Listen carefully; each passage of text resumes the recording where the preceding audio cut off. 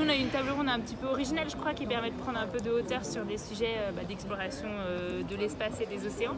Et je trouve que c'est chouette de pouvoir prendre un peu de recul parce qu'aujourd'hui, on a énormément d'enjeux climatiques, de ressources et de communication. Enfin bref, il y a énormément d'enjeux géopolitiques autour de ces sujets. Et moi, j'étais hyper intéressée, ne serait-ce que des autres intervenants.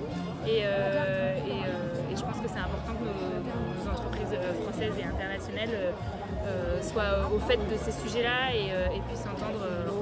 Moi, je ne prétends pas être spécialiste du sujet de l'exploration maritime, mais voilà, puisse toucher du doigt à la fois le côté, le peu de connaissances qu'on a. On sait qu'aujourd'hui on connaît à peine 5% de la biodiversité marine, des grandes profondeurs, et qu'en même temps, donc, ce côté vraiment un peu inconnu, et une certaine humilité en tout cas par rapport à ces ressources, et notamment par rapport à la régulation internationale qui pose beaucoup de questions. Donc voilà, j'ai trouvé ça très chouette. Alors moi je peux pas trop parler de l'espace, c'est pas forcément mon sujet de prédilection, mais sur la partie océanique, les enjeux ils sont énormes, ils sont géopolitiques, de souveraineté internationale, des ressources pour construire tous les outils qu'on a électroniques qu'on a au quotidien. Donc il y a ces enjeux qui sont très humains, et puis après il y a des enjeux beaucoup plus d'ordre naturel et climatologique et qui à mon sens devraient passer au premier plan.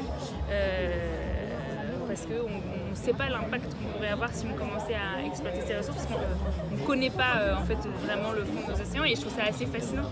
Aujourd'hui, on explore l'espace à des milliers d'années-lumière et on ne sait pas exactement ce qu'il y a au fond de nos océans, et ça montre bien tout le paradoxe de l'espèce humaine qui à la fois touche à tout et innove énormément, a une grande connaissance technologique et qui en même temps atteint plein de limites au quotidien. Donc voilà, je ne suis pas une spécialiste du sujet, mais je pense que c'est intéressant d'aborder un sujet avec de l'humilité en disant en fait on ne sait pas, on découvre, il y a peu de régulation, donc on en parle, on échange et on avance en ayant la sagesse de se poser. Alors nous on voit une pollution qui est très symbolique quand on voit des déchets en mer, c'est vraiment pour l'image. Si on dit qu'on a croisé un bédon de lessive dans l'océan Indien, c'est quelque chose qui est purement symbolique, c'est pas là la source du problème, c'est les microplastiques, c'est les métaux lourds, c'est bien d'autres choses, c'est la surpêche, il y a beaucoup d'autres choses qui sont plus importantes au niveau des océans.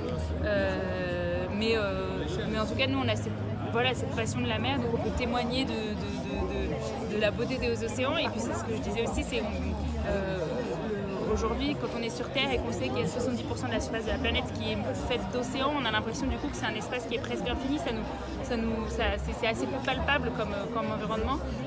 Et je pense que les océans pâtissent de ça. Du côté, on a l'impression que si on pollue un petit coin, c'est pas très grave. Et en fin de compte, on se rend compte que l'activité humaine, même si les océans sont gigantesques, on commence à les modifier, que ce soit sur la biodiversité comme sur leur composition chimique. Et nous, en tant que marins, on peut témoigner de cette finitude puisqu'on arrive à faire le tour du monde en seulement 3 mois. Et donc voilà, moi je suis pas scientifique, j'ai pas un message particulier, mais je peux au moins témoigner de ça en tant qu'un peu ambassadeur. Alors un mot sur le Vendée Globe, là on est encore sur un autre sujet, mais c'est une course moi qui me fascine, faire le tour du monde tout seul. En plus en course, j'ai les compétitions, ça m'intéresse, j'aime bien la machine du bateau de course qu'on a entre les mains, et donc de savoir que je vais essayer de l'optimiser pour qu'elle avance le plus vite possible, de jouer avec les systèmes météo pour aller le plus vite possible. Tout ça me fascine. Donc c'est une course qui a lieu tous les 4 ans et à laquelle j'espère participer en 2024 à nouveau pour être un peu plus performante que la première fois en 2020. Je pense que c'est une des rares courses aujourd'hui, un des rares événements sportifs sur la planète Terre, qui se passe en mer, mais qui est vraiment soumis aux enjeux météorologiques, où on est obligé d'avoir beaucoup d'humilité par rapport à la nature, et où on est à la fois déconnecté du monde terrestre et en même temps, grâce à tous les moyens de communication actuels, très connecté aussi. Donc c'est une course qui a énormément d'aspects et pour laquelle je suis très l'homme aime innover. Je pense que c'est pour ça que l'espèce humaine peut-être prend autant de place aujourd'hui sur Terre.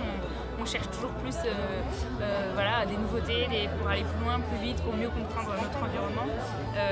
Et donc nos bateaux en sont l'exemple aussi. On cherche à faire le tour du monde avec le plus vite possible, et donc on innove beaucoup.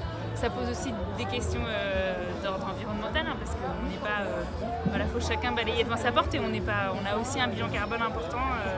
On fait aujourd'hui des analyses de cycle de vie de nos bateaux, et c'est des bateaux qui sont faits de carbone. Donc on innove beaucoup, c'est super chouette parce que ça nous passionne, on adore ces machines que sont les bateaux de course au large. Et en même temps, on se pose de plus en plus de questions sur le sens de cette recherche infinie de la performance et on n'a pas encore trouvé la réponse, hein, mais ouais, c'est difficile d'empêcher les marins de chercher à aller plus vite avec leur bateau. Le prochain grand objectif, c'est le Vendée Globe 2024. J'aurai un super bateau que je récupère à la fin de l'année et entre-temps, il va y avoir 2 ans de préparation avec des courses en double et en solitaire, des transatlantiques et un petit bébé aussi, donc c'est un bel objectif, c'est une autre aventure. Ça apporte le sujet de la place des femmes dans un monde d'hommes qui est le monde maritime, mais c'est pas le sujet aujourd'hui.